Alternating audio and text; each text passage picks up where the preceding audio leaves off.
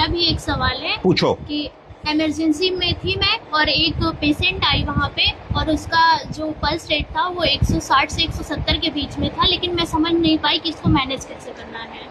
अच्छा सवाल है। कई बार ऐसा होता है कि इमरजेंसी में हमारे पास एक मरीज आ रहा है जिसकी दिल की गति बहुत तेज चल रही है। दिल की गति तेज चलने को क्या कहेंगे?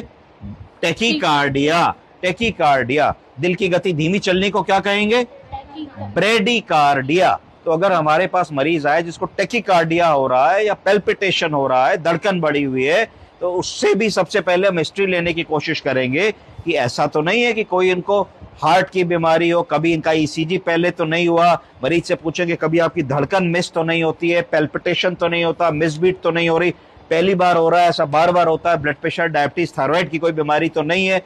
मोटी मोटी बात हम समझेंगे। टेकीकार्डिया, पेल्पिटेशन के क्या क्या कारण हो सकते हैं? सबसे पहला कारण हो सकता है कि मरीज डिहाइड्रेटेड हो। अगर मरीज का बीपी कम होगा तो कम बीपी को कंपेंसेट करने के लिए दिल तेजी तेजी से धड़केगा। दिल तेजी तेजी से धड़केगा तो पल्स रेट बढ़ जाएगी, है ना। तो सबसे पहले समझेंगे कि कोई लूज मोशन, उल्टी, गैस्ट्रोएंटेराइटिस, दस्त तो नहीं हुआ। उस मरीज में भी 3D पल्स होगी, पल्स बहुत तेज तेज चलेगी। तो पहला काम है कि वॉल्यूम डेप्लेशन तो नहीं है, शरीर का पानी तो नहीं निकल गया जिसकी वजह से टेकीकार्डिया हो रहा है। पहली बात दिमाग में आएगी। अगर ऐसी बात दिमाग में आ रही है तो सबसे पहले हम एक रिंगर लैक्टेट की 500 ml की 1-2 बोतलें उसको तुरंत लगा देंगे। अगर वॉल्यूम डेप्लेशन के कारण होगा तो देखोगे मॉनिटर में धीरे धीरे पल्स तुम्हारी सेटल होने लगेगी।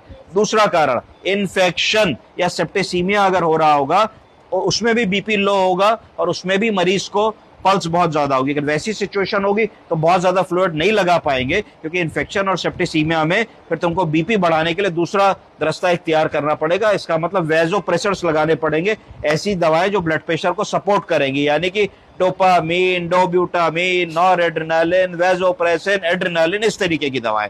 तो जैसे ही तुम इन दवाओं को दोगे तो कार्डियक फिलिंग इंप्रूव होगी। कार्डियक फिलिंग इंप्रूव होगी तो बीपी इंप्रूव होगा और पल्स सेटल हो जाएगी।